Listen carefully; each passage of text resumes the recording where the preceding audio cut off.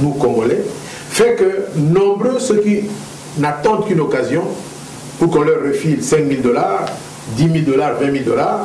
Donc, quand on va parler des per diem qui vont être distribués chaque jour aux participants, nombreux vont partir, mais croyez-moi qu'au bout de compte, il ne se passera rien. De sorte que personnellement, j'estime que c'est de la distraction et je ne voudrais pas beaucoup passer mon temps par rapport à ça. Alors, entrons un peu encore sur ce qui s'est passé à Addis Abeba. Il est allé signer l'accord devant d'autres présidents le président de l'Afrique pour dire qu'il est d'accord avec tout ce qui a été écrit dans le contenu. Quant à vous, le Congolais de la diaspora, pensez-vous que ce qu'il a signé là, ça va aboutir au bien de la des nations congolaises, ou ça va aboutir au bien des nations rwandaises, ou ça va aboutir à quoi? Parce qu'il y a d'autres personnes qui disent que dans cet accord-là, ce qui a été là comme des articles, ça donne aussi l'avantage aux militaires rwandais. Quant à vous, est-ce que ça va aboutir au bien des citoyens congolais ou comment? Vous savez, vous allez voir ce contrat, cet accord d'Addis Abeba. Beaucoup de gens ont signé ce contrat, cet accord, ce traité comme ils appellent, sauf il n'y a pas eu un Congolais. Il n'y a pas eu de Congolais signataires de cet accord-là. Les Nations Unies, je reviens au rapport Garreton, rapport d'enquête des Nations Unies, effectué en 1997, publié au mois de janvier, le 30 janvier 1998, le rapport Garreton dit que ce garçon, le commandant Hippo, est rwandais. Donc les Nations Unies savent que celui qui vient signer ce rapport pour le compte du Congo, c'est un Rwandais. Les Nations Unies le savent. Et je pense que les Congolais, nous le savons tous. Vous avez vu ce que nous appelons l'hymne de la victoire. Oh ya chichi e zongisae na Rwanda. En plein stade, le peuple congolais chante ça. Zongisae na Rwanda. Il n'y a que les politiciens congolais et l'élite intellectuelle congolaise qui continuent, qui persistent dans le mal à vouloir faire de ce garçon ce qu'il n'est pas, un Congolais. Donc je dis, ces accords ont été signés par tout le monde, sauf par les Congolais. Et je pense que les Congolais devraient pouvoir mettre cela de l'avant. J'ai dit, dans le stade, le plus grand stade de Kinshasa, le peuple réuni chante l'hymne de la victoire. Oh ya chichie, zongisae na Rwanda, oh ya chichie, zongisae na Rwanda. Donc le peuple sait que ce monsieur est rwandais. Mais alors, si bien nous devions, comme Congolais, considérer que cet accord d'Addis Abeba qui a été signé ne nous engage pas. Les partis qui ont signé le contrat, cet accord, chacun est allé défendre la cause de son pays. De sorte que le commandant Hippo, pour reprendre l'appellation lui consacrée par les Nations Unies, Hippolyte Kanambe, du nom que lui a donné son père, alias Joseph Kabila, son sobriquet actuel, eh bien, ce garçon est allé signer cet accord dans le sens de pouvoir renforcer la position hégémonique de la domination esclavagiste de son pays, dont il est en fait l'un des officiers des milices d'agression, d'occupation du Congo, reconnu du reste par les Nations Unies. Donc ça c'est très important, il est très important que les Congolais sachent cela, que ce qui a été signé là-bas ne nous engage pas. Et ici je vais ouvrir une parenthèse pour dire, et c'est là que je pense que l'appel que nous ne cessons de lancer en direction de nos officiers, de nos soldats, dire que le salut de notre pays sera dans la récupération de la stratégie qui a été mise en œuvre, qui vient d'ailleurs d'être mise en œuvre il y a un mois par le président François Hollande au Mali, au nord du Mali. Quand les Français sont intervenus au Mali il y a un mois et demi, l'un des premiers objectifs c'était paralyser les stocks de carburant de ces terroristes qui occupaient le nord. Donc quand nous disons que la première stratégie aujourd'hui au Congo, pour renverser, mettre en échec et les accords d'Addis Abeba, chasser Kanambe, vraiment alors récupérer la souveraineté nationale congolaise, la légitimité du peuple congolais, la première chose à faire, c'est paralyser l'approvisionnement du carburant au Congo en sabotant le pipeline qui conduit le carburant de Ango au Bas-Congo jusqu'à Massina Petro-Congo. J'ai dit c'est ça la stratégie qui réussit. Même les Américains, pour neutraliser Saddam Hussein, c'est ce qu'ils ont fait. Pour neutraliser Kadhafi, je termine par là, c'est ça qui a été fait. Donc j'ai dit, je reviens à votre question pour dire que, en fait, à Addis Abeba, tout a été fait pour tout le monde, sauf pour les Congolais, qui demeurent encore à ce jour, qui sont considérés et par les Nations Unies et par les autres pays signataires comme en fait des vulgaires esclaves. Alors, parlons un peu des négociations ou des accords, comme on vient de définir un peu cela, ce qui s'est passé à Addis Abeba. Maintenant, pourquoi ils ont échappé ceux de Kampala pour aller directement signer celui d'Addis Abeba? Est-ce que pouvez-vous nous expliquer un peu qu'est-ce qui s'est passé entre les deux accords-là? Ils ont d'abord freiné celui de Kampala pour monter directement et aller signer celui d'Addis Abeba. Pensez-vous qu'il y a quelque chose là au milieu, donc entre le M23 et le gouvernement Kabila cherche à enterrer pour que le peuple congolais reste toujours dans l'ignorance? Comme je vous ai dit tout à l'heure, comme vous en parlez aussi de notre ignorance, j'ai dit l'effort que nous faisons, vous-même, cher Boni et moi, et beaucoup d'autres, c'est d'essayer un peu de comprendre ce qui se passe. Et comme j'ai dit tout à l'heure, cette bourrique, c'est une nullité, cet ignare qu'est le commandant Hippo, qui est un tueur de sang-froid, un sanguinaire. Il sait tuer, ça il sait. Mais lui demander de construire, de bâtir, de faire quelque chose de positif, ça, il sait tuer, il sait détruire.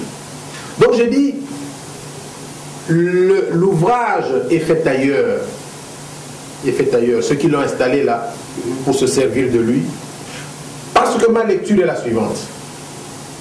Vous imaginez des négociations, des prétendues négociations, des mises en scène. Des négociations se tiennent à Kampala. Et on vous raconte qu'il y a des accords qui viennent des Nations Unies. N'oublions pas que les Nations Unies sont sous l'influence des États-Unis d'Amérique. N'oublions pas que pendant tout un temps, les Nations Unies, la MONUC, la mission des Nations Unies au Congo, a mené des actions, des politiques qui en fait correspondaient avec ce qui était voulu à l'époque par le département d'État, c'est-à-dire par Hillary Clinton. On va reprendre à partir du moment où Hillary Clinton est secrétaire d'État. Et comme par hasard, Hillary Clinton est en train de partir du département d'État, après tout ce qui s'est dit, tout ce qui s'est fait, et on vous dit que les Nations Unies sont un accord. Non. En fait, c'est la dernière carte des politiques mises en œuvre au Congo par le groupe Clinton, qui s'appuie sur leur cheval de Troie, Susan Rice, qui est qui représente en fait, qui est la représentante des États-Unis aux Nations Unies, au Conseil de sécurité des Nations Unies. Donc, les États-Unis qui ont la haute main sur Ban Ki-moon, qu'ils ont aidé à installer, à réinstaller, à reconduire le mandat, et Ban Ki-moon doit quelque chose en retour à Hillary Clinton. Oui. Vous savez comment ça se passe dans la vie, des passes. Bon, je te fais passer, n'oublie pas. Donc, les accords signés à Addis Abeba, me semble-t-il, sont la carte, la dernière carte que sort le groupe Clinton au département d'État, avec le relais aux Nations Unies, c'est-à-dire Susan Rice, pour voir s'ils peuvent réussir quelque chose. C'est tout, ce n'est que ça. Et rien de plus. Parce que quand vous lisez ce texte-là, il est en contradiction avec tous les rapports faits précédemment aux Nations Unies sur le Congo. Il est en contradiction, il est coupé de tout. C'est quelque chose un peu qui sort de l'histoire des Nations Unies, de la MONUSCO, l'histoire de la MONUC au Congo. Parce que comment pouvez-vous imaginer que des chefs d'État africains et leurs oligarchies politiques et militaires, cités du reste dans le rapport sur le pillage des richesses naturelles congolaises, cités, et ça même fait scandale, c'est à ce chef de l'État-là qui pille le Congo, qui partage la responsabilité du génocide congolais. C'est à ce chef de l'État qu'on va demander de nommer, de désigner 4000 hommes de troupes, les troupes neutres qui vont devoir opérer pour maintenir la sécurité. Mais ces chefs de l'État qui aujourd'hui opèrent au Congo, qui sont en train de voler au Congo, de piller au Congo, en fait, ils vont amener des militaires pour pouvoir maintenir leurs intérêts à eux. Ils n'ont rien à voir avec le reste. Pour eux, ce qu'ils sont en train d'exploiter au Congo doit rester comme tel. Ces chefs d'État africains veulent maintenir le peuple africain sous l'esclavage et ils vont signer à Addis Abeba avec leurs alliés étrangers, surtout américains, le groupe Clinton avec Susan Rice, ils vont signer, essayer de faire avaler la couleuvre aux Congolais. Et Dieu merci, les Congolais n'ont pas accepté cela. Et je vous dis, nous évoluons vers un échec. Mais quand la tête a déjà signé, ça veut dire que c'est déjà passé. Mon cher Boni, je pense que je vous ai dit tout à l'heure, ce n'est pas la tête. Non. Et croyez-moi, croyez-moi, l'avenir, nous en parlons aujourd'hui, l'avenir nous donnera raison que les accords qu'ils ont signés sont rejetés systématiquement par les forces vives congolaises. Et je vous dis, ça ne passera pas, croyez-moi. Ils viennent de les signer, donnant le temps au temps, vous vous rendrez compte que ces accords-là ne passeront pas. Disons, qui va les contredire au pays?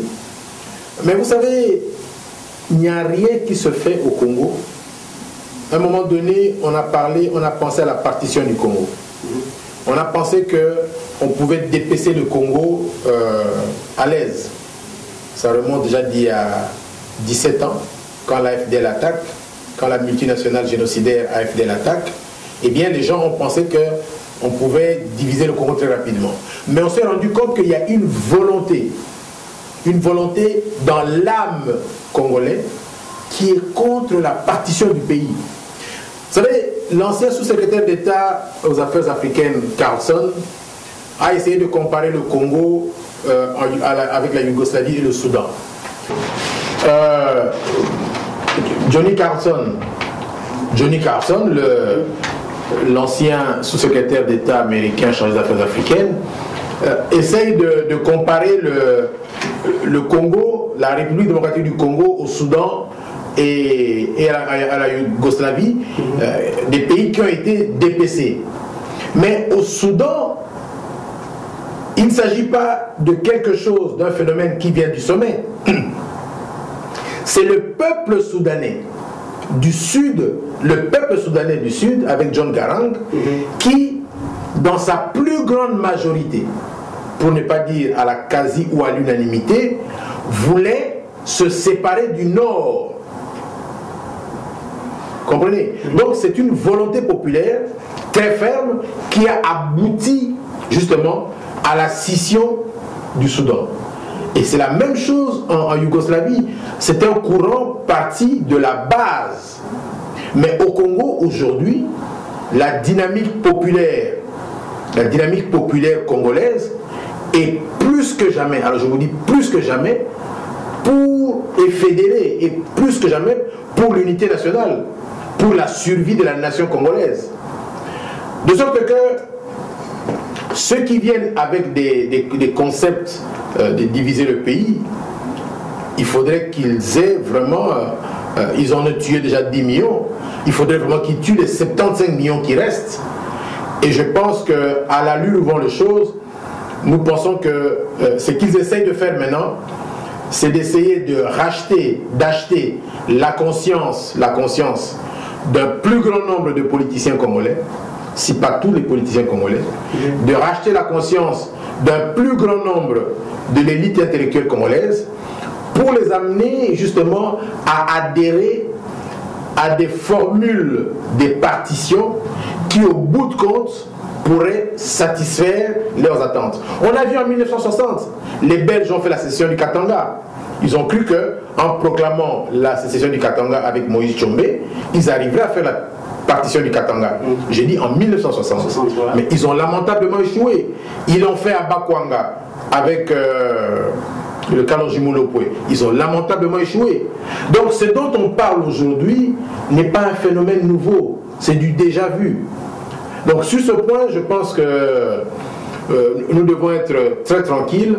Mais à mon humble point de vue, le gros problème du Congo, c'est un peu dans la faiblesse que nous avons dans l'analyse de la situation.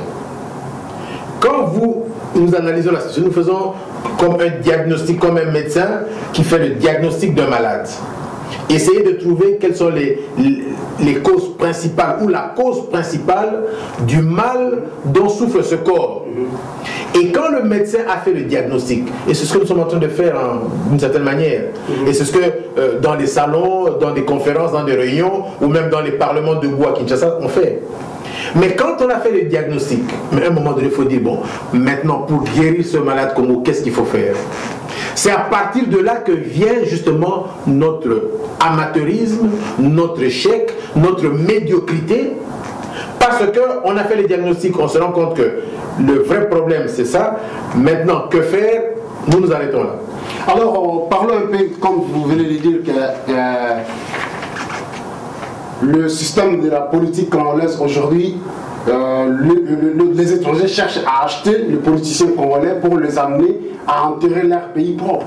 Est-ce que pensez-vous que demain ou après-demain, il y aura vraiment une solution palpable qui va sortir pour que les politiciens congolais puissent arrêter tout le système occidentaux qui pousse à ce que les Congos soient enterrés ou que la nation congolaise soit aujourd'hui, comme ils sont partout ailleurs, en train de chercher la paix dans le monde?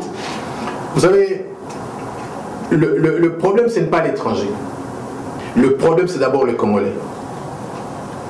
Souvent, nous avons tort, ça c'est mon point de vue, de pouvoir dire « Ah, ceux-là ont fait ceci, tel étranger, tel pays a fait cela, tel pays a fait ceci, tel pays non. » Le vrai problème, pourquoi ces gens s'acharnent sur le Congo? Ce n'est pas parce que le Congo est riche. Non. Mais qu'est-ce qu'ils cherchent là? Ils s'acharnent sur le Congo parce qu'on se rend compte qu'au Congo, c'est des vendus. Imaginez qu'aujourd'hui, je viens dans votre appartement. Je viens de chez vous.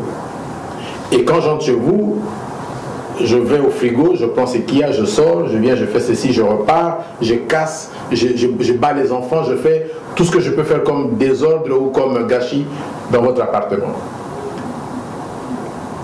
Et que vous, au lieu de m'arrêter, vous m'encouragez.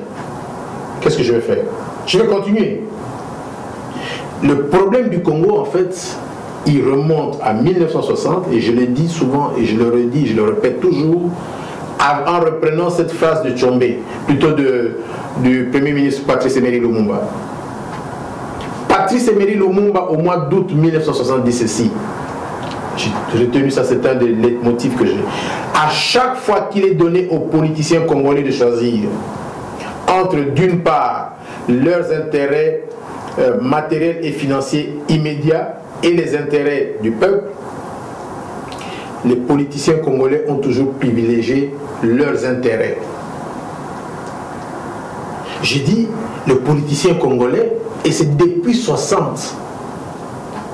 C'est-à-dire que les Belges ont réussi à récupérer la dynamique de l'indépendance en corrompant une bonne partie des politiciens congolais, et ceux qui avaient pu échapper à cela en 64 se sont lancés dans les rébellions, ça a mal tourné.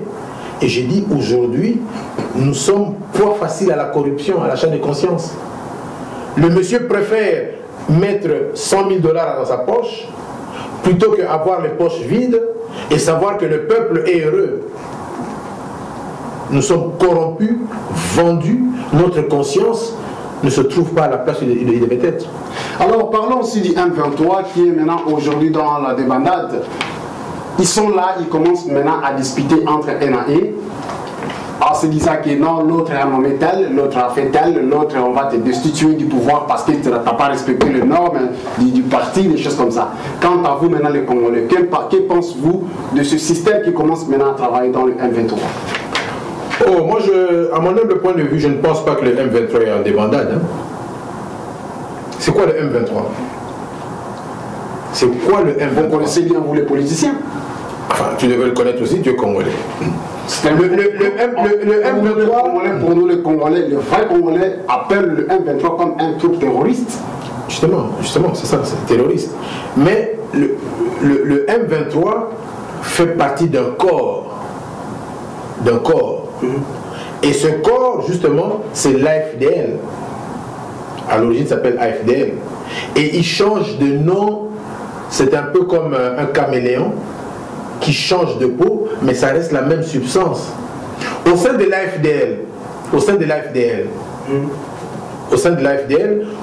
on a connu, à un moment donné, une guerre entre les militaires rwandais et ougandais à Kisangani.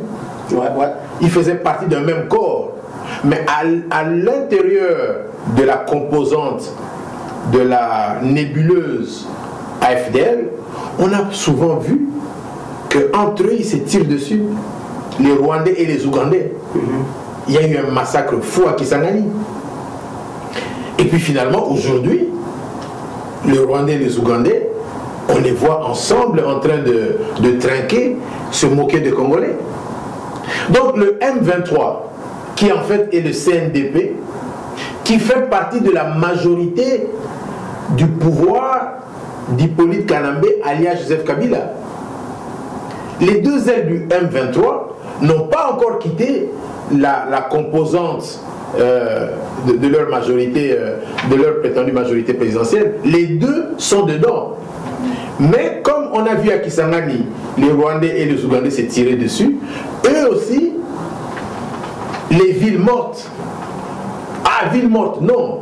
Il faut faire des tracts, il faut aller distribuer, il faut acheter des pneus, il faut acheter de pili-pili pour mettre dans les pneus, acheter de l'essence, du mazout pour mettre dans le pneu, mettre les pili-pili, mettre le feu.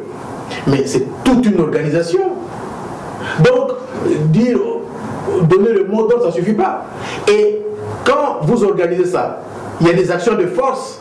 Il faut bloquer des véhicules, trouer certains pneus. Donc, ce n'est pas des choses qui se font comme ça avec des caresses, non. J'ai dit ça, c'est pour des villes mortes. Mais maintenant, quand vous voulez faire une insurrection, ce n'est pas en disant, allez, nous voulons que le peuple là-bas, vous vous souleviez. Et puis le peuple va se soulever, non. Même en Égypte, pour réussir ce qu'ils ont réussi en Égypte, même en Tunisie, il a fallu qu'il y ait des éléments de coercition, principalement au niveau des églises, des mosquées, pour que la chose puisse suivre et aboutir. Donc je dis, pour le Congo, malheureusement, nous les Congolais n'avons pas été habitués à la lutte. Nous nous surprenons à la lutte. Quand je vois des gens qui s'appellent des résistants ici, et que je vois comment ils se comportent, comment ils agissent, ça fait rire. Ça fait vraiment rire. La lutte, ce n'est pas une question de végétariat, de m'as-tu vu. Je mets une tenue militaire, là, de paracommando, donc non. C'est le fait, là, de se donner des noms. Tu changes les noms, tu te donnes l'autre nom, tu deviens général qui, tu deviens colonel qui. Est-ce que ça vous dit quoi? Non, j'ai dit justement, c'est ça. C'est ça justement la comédie, là. Dans la lutte comme nous la menons, nous devons essayer de mettre un peu tous ces éléments de scène, là, de mise en scène de comédie à côté. Nous devons essayer de bien décortiquer. C'est des problèmes très sérieux. Il y va de la vie de plus de 75 millions d'hommes, femmes et enfants. Il ne faut pas aller là-bas pour faire la comédie, jouer à la petite vedette. Il faut réfléchir. Comment nous allons faire? Donc j'ai dit, tant que nous n'aurons pas fait cet effort-là, nous allons donner de nous l'image des amateurs, l'image des médiocres, qui fait que, voilà, ça fait bientôt 17 ans que l'AFDL est là. Même quand je considère, après la conférence nationale souveraine, Ce n'est pas nous les Congolais qui avons chassé Mobutu. Ce sont des étrangers qui sont venus les chasser. Même pas Laurent Désiré Kabila, ce sont les Rwandais, les Ougandais qui sont venus chasser Mobutu. Et aujourd'hui, pour chasser ces Rwandais, nous sommes incapables de le faire. Et je vous dis, ça peut durer encore 30 ans. Alors, nous courons vers la fin de notre émission d'aujourd'hui. Parlons un peu aussi de la diaspora. Aussi, revenons sur le point Kamere, parce que ça fait un bout de temps que Kamere est là. Lui, à chaque fois, pendant ces meetings ou ces conversations, il ne fait que parler de la diaspora, diaspora, diaspora. Mais la diaspora est toujours contre Kamere. Que dites-vous concernant Kamere? Oh, vous savez, je n'ai pas grand-chose à dire concernant Kamere. Kamere se retrouvait aux côtés du commandant Hippolyte Kanambe alias Joseph Kabila. Kamere a fait comprendre aux Congolais que ce Rwandais, Hippolyte Kanambe alias Joseph Kabila, était Congolais. Il a menti aux Congolais. Et un chapelet de mensonges. Kamere a participé aux tricheries qui ont prévalu pendant les élections de 2006. Quand Jean-Pierre Bemba avait été élu et que les tricheries qu'ils ont mis en œuvre avec Hippolyte Kanambe, son frère rwandais, qu'ils ont mis en œuvre, a abouti. Aujourd'hui, Kamere devait commencer d'abord par rendre compte. Mais justement, Kamere tire profit de ce que j'ai dit, l'amateurisme politique des politiciens congolais, la médiocrité de notre classe politique et de notre élite intellectuelle.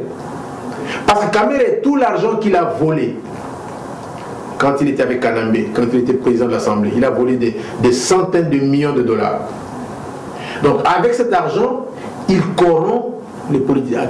À celui-là, il donne 10 000 dollars, 20 000 dollars, 3 000 dollars, 5 000 dollars. Et avec ça, Kamere croit se tailler une place.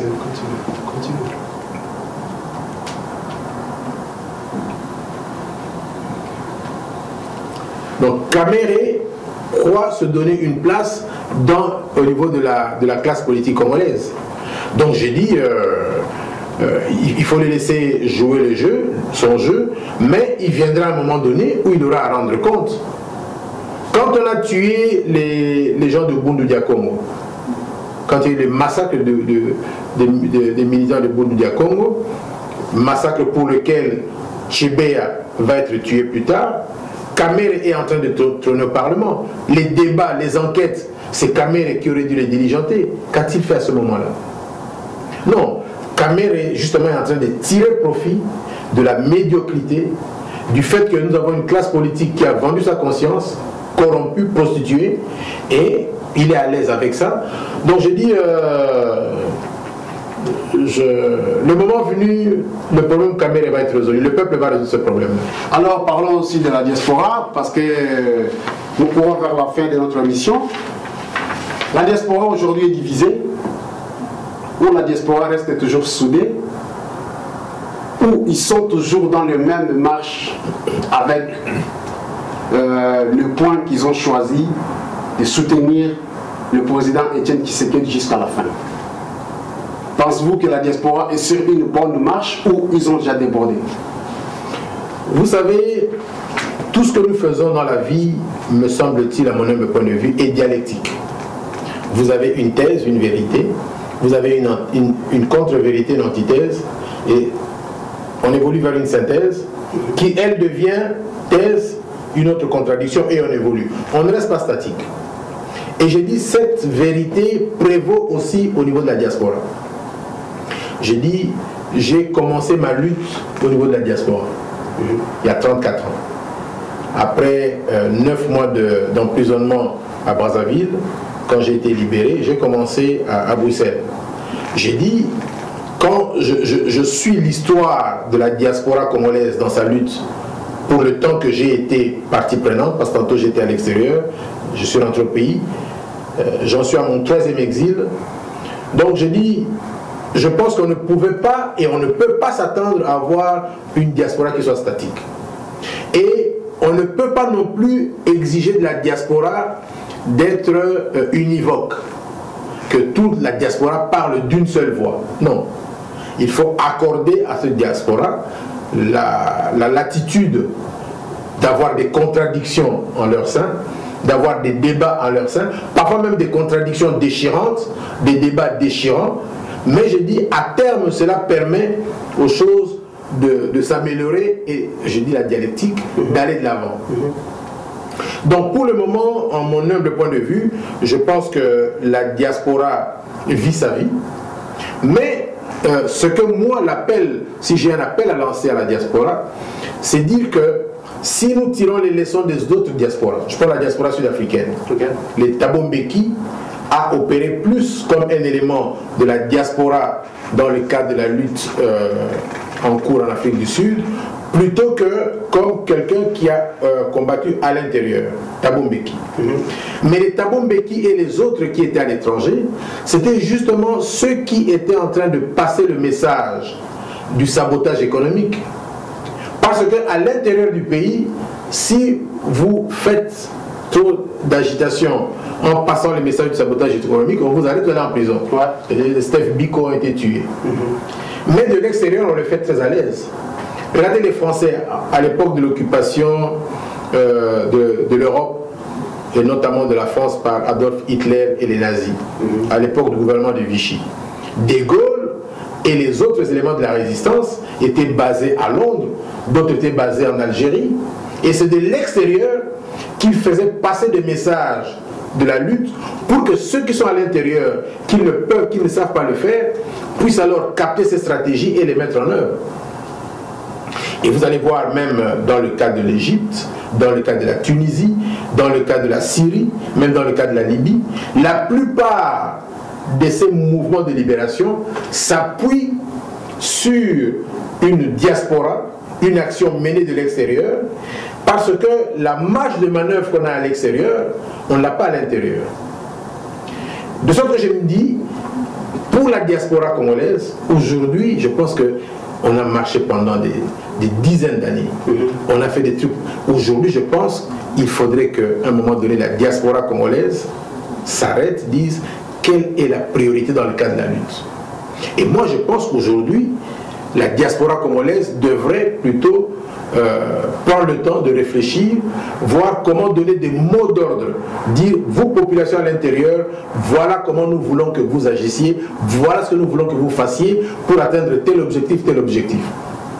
Parce que quand nous marchons ici, nous allons devant une ambassade, nous allons ici, nous allons là-bas, ces gens, ils connaissent la situation. Et j'ai dit, moi, je fais ma petite première marche en 1979. Ce que nous dénonçons en 1979, en Belgique, les Belges le savent. Nous marchons, ça fait un petit scandale, mais ces gens, vous savez, ils ne sont pas au premier scandale. Mais si sur le terrain, il n'y a pas de mots d'ordre qui permettent sur le terrain que des actions soient menées, j'ai dit, nous avons lancé le mot d'ordre du sabotage du pipeline et consorts. J'ai dit, amis de la diaspora, prononcez-vous par rapport à ça, mettons-nous ensemble, lançons ce mot d'ordre-là, pour qu'à l'intérieur, une personne, il ne faut pas 100, il ne faut pas 1000, si une personne a le matériel qui convient, pour un verre comme ça c'est assez, et s'il en a deux, il place le premier, il fait sauter le pipeline, si on essaie de réparer pour essayer de contourner, il place le deuxième, ces gens ne résisteront pas. Donc j'ai dit, la libération a un prix. Si ce prix va être le manque qu'on va enregistrer pendant 2-3 semaines ou un mois, payons ce prix, ça va nous libérer pour tout l'avenir. Mais il faudrait que la diaspora puisse avoir certaines hauteurs, certaines élévations, qu'il y ait un débat au sein de la diaspora, pas sur des sujets bénignes ou banals, mais sur ce qui est essentiel. Nous avons fait les diagnostics. Nous nous rendons compte que le pouvoir génocidaire, criminel, terroriste, kleptocrate en place et à la base. Comment faire? Est-ce qu'on laisse ce pouvoir persister, ou bien on va négocier, dialoguer avec eux, ou bien on fait quoi? Alors si nous voulons l'éradiquer, les chasser, quelle est la meilleure façon de le faire? J'ai dit, nous n'avons pas d'argent pour financer une rébellion, nous n'avons pas d'argent pour ceci, pour cela. J'ai dit, par contre, le matériel nécessaire pour faire ce travail-là, je vous dis, il peut suffire dans un verre comme ça. Il y a des gens à qui peuvent le trouver à l'aise. Le jour où ils apprendront que la diaspora congolaise à l'exemple de la diaspora sud-africaine, ce qui a permis à Mandela de devenir président d'Afrique du Sud, noir président d'Afrique du Sud, ce qui fut impensable. Le jour où la diaspora congolaise, comme l'avait fait la diaspora sud-africaine, va lancer le mot d'ordre stratégique précis au niveau des actions, je vous dis, il va y avoir un changement au Congo. Alors, merci beaucoup. Là, c'était Jacques Matanda Mamboyo Kouliakubanza, dont vous connaissez très bien, depuis le pays jusqu'aux États-Unis. En Occident, partout, vous connaissez bien le vieux Jacques Matanda qui vous donne toujours des stratégies et qui vous parle toujours de la vérité de tout ce qui se passe au Congo. Parlons maintenant de votre mouvement du 4 janvier 1959. Quel est le taux de la santé de votre parti pour le moment? Le mouvement du 4 janvier 1959 n'est pas un parti. Oh, ça va? Non, ce n'est pas un parti. D'accord. C'est un groupe d'action. C'est un mouvement, un groupe d'action dont l'objectif est de refaire, de rééditer l'exploit du 4 janvier 1959 qui a conduit à l'insurrection qui a abouti à la proclamation de l'indépendance. Nous disons aujourd'hui, le peuple congolais, le politicien congolais, l'élite intellectuelle congolaise a suffisamment de maturité. Si nous pouvons aujourd'hui provoquer une insurrection, je pense que nous pouvons aujourd'hui être dans meilleure posture pour mieux gérer le devenir, contrairement à ce à quoi nous avons assisté dans les années 60.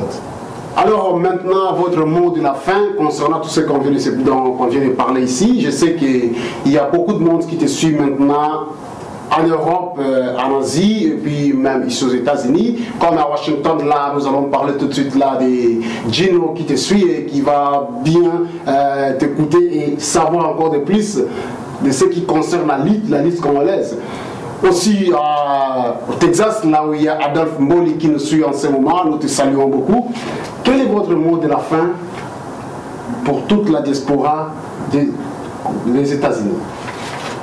Comme j'ai dit, nous n'allons pas inventer l'écriture, nous n'allons pas inventer la boussole. Essayons d'apprendre comment les autres ont fait pour parvenir à ce à quoi ils sont parvenus. Je l'ai dit tout à l'heure, les Sud-Africains s'en sont remis à la diaspora pour passer le message par rapport au sabotage économique. D'abord, quand ils ont commencé le sabotage économique, on appelait ça pour de la blague. Mais quand ça a évolué, et les Américains n'ont pas voulu que ce sabotage économique aille jusqu'au bout, ils ont anticipé, ils ont dit non, non, arrêtez, sinon ça va être la catastrophe. Écoutez, remettons le pouvoir aux Noirs majoritaires, allons. Donc je dis, quand nous lançons ce mot d'ordre-là, c'est un élément qui peut opérer sur deux tableaux. Ça peut amener ceux qui sont en train de soutenir cette logique criminelle au Congo à dire non, ces gens ont compris là où ça fait mal. S'ils vont vers le sabotage, s'ils font sauter le pipeline, les conséquences vont être très graves. Résolvons le problème, n'allons pas jusqu'au bout. Parce que le président Kennedy, John Kennedy avait dit ceci: ceux qui n'aident pas à ce que l'on évolue vers une révolution pacifique sont justement ceux qui aident à ce qu'il y ait une révolution violente. Quand nous lançons le mot d'ordre du sabotage du pipeline, de faire sauter les pipelines, nous aimerions que ceux qui veulent une révolution pacifique au Congo agissent, fassent partie Kanambé, nous permettent de nous organiser pour pouvoir restaurer l'état de droit, restaurer la réconciliation nationale, qui sont autant de figures de style repris dans le premier rapport des Nations Unies sur le Congo, conduit par Garreton. Mais ceux qui veulent une révolution violente au Congo n'ont qu'à s'entêter à soutenir Hippolyte Kanambé alias Joseph Kabila. Alors, si la diaspora se met d'accord et que nous lançons ce mot d'ordre-là, je pense que nous pouvons régler ce problème-là avant le 30 juin et espérer que le 30 juin, nous pouvons célébrer, commémorer cela à Kinshasa. 30 juin 2013. Alors, merci beaucoup. Vous venez de suivre là et d'écouter bien. C'était le vieux Jacques Matanda Mamboyo. Il vous a parlé de tout ce qui concerne le Congo, comme on vous avait dit au début, qu'on va essayer d'expliquer tout ce qui se passe au Congo, de parler du Congo et faire savoir au peuple congolais que trop c'est trop. Il y a beaucoup de choses qui se passent au Congo, donc plusieurs de nos confrères congolais sont ignorants de ce qui se passe dans leur pays.